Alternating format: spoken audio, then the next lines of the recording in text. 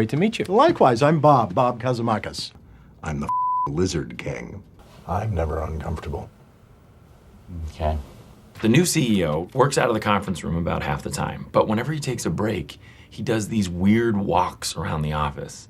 And you never know who he's gonna zero in on for these really intense small talks. You just hope it's not you. And yet you hope it is you too. It's strange. Pam, when's the last time you lived so intensely that your brain literally couldn't hold the memories in? What is it, Kelly? What is this great fear of yours? Never marrying. Yes. Dying alone, that is very scary. Here we go. Hello. Robert, California. Let's have a conversation. Describe your day so far. Well, I woke up and I And when listened. you recount your day, never say you woke up. It's a waste of your time. That's how every day has begun for everyone since the dawn of man. Jim, would you prefer a nature metaphor or a sexual metaphor? Oh, God, nature, please. When two animals are having sex, one of them is communicating a message to the other. Nothing is mutual. This isn't very helpful. You're going to want to hear the sexual metaphor. Was that not the... All life is sex, and all sex is competition. Mm-hmm. And there are no rules to that game. That wasn't so perverted now, was it? Was that it? No, that wasn't bad. My point is, there is one person in charge of every office in America, and that person is Charles Darwin. In the end, doesn't he decide who the manager is? No. I would have said no. You want a 3.5-day weekend for Columbus Day. Yes, I do. And you are aware that Columbus and his legions committed genocide against an entire civilization of Native Americans. I don't care. Jim, your daughter Cecilia, what does she think of the street? The street. Sesame Street. Oh, I didn't know anybody called it. She likes it a lot. She loves Elmo. Elmo, God save us, the Elmo era. Right? Sesame Street was created to reflect the environment of the children watching it. Complete self-absorption of Elmo is brilliantly reflective of our time. Ours is a cultural ghetto. Wouldn't you agree? You can't have a favorite Iron Chef. It depends entirely on the secret ingredient. Sometimes I feel you don't know food at all. Oh, yes. How hilarious it is to laugh at clowns, the painted jesters of a dying circus industry. Very funny, Jim. I get it. Being gay is a celebration of life. It's a simple... I'm sorry. I just can't sit idly by and have the gay youth of America misled by some reductionist misleading. pep talk. Sexuality is a spectrum. It's a paradox to think of any sexual activity as normal. It gets better, but it also gets vastly more complicated. You know, I feel comfortable enough now to ask you this question. What made you pick this group? I just think you guys are winners, and I wanted to have lunch with you. Okay. Oh, yes. Well, what about the other guys? Losers? Oh, come on. I don't know. I don't want to say. Come on. No. Come on. Well, I guess I think they're losers. I knew it. Yes. Probably should have said that. They haven't really improved on the Oreo, have they? Why is Jim treating the magician poorly? Hello, Nell. It's Mom. Do keep your chin up. It can't possibly be as bad as you described. Oh, yes, it can. I had two bears sewn together to make this king size. Total waste of two bears.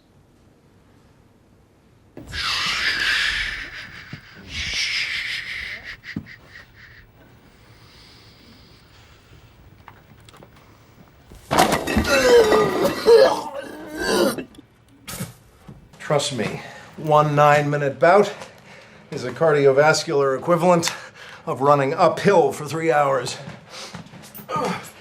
I could go to the gym 3 times a week, or I can wrestle Stu once a month.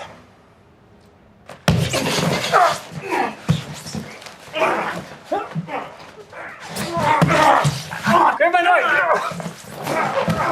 Yeah, Robert! Guys, please help yourself to some drinks from the fridge. Here we have the parlor. I imagine people would set down their coats and symbolically their inhibitions. This was the gateway. You enter this room, a lawyer, a doctor, a teacher, a judge, but beyond it, you are simply a penis, a vagina, hunger, an ache. Are they still there? They want a decision. Who gets the big client? Well, they can wait. I'll still be talking about geishas long past their bedtime. You know, I trained as one. We live in this world of routines and rhythms. Kevin eats someone's lunch. Phyllis has a new necklace. Who is this woman? Everyone's better than this, because this is the worst thing I have ever seen.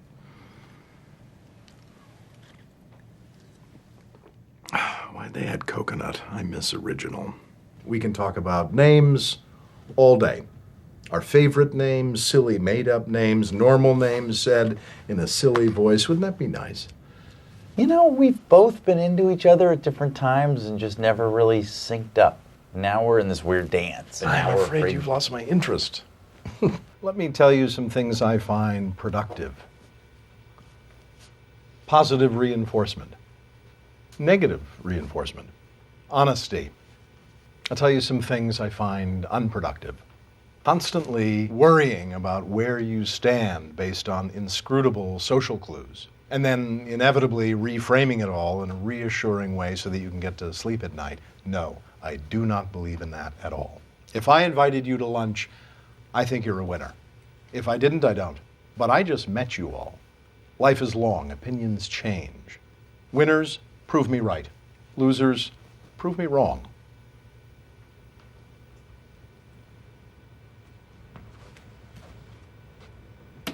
Well, I will not be blackmailed by some ineffectual, privileged, effete, soft penis debutante. You want to start a street fight with me, bring it on, but you're going to be surprised by how ugly it gets. You don't even know my real name.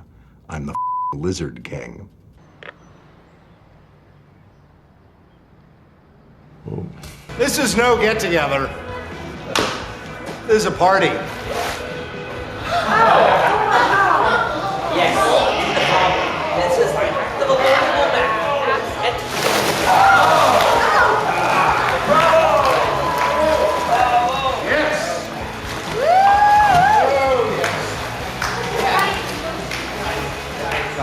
Andy, it's been fun.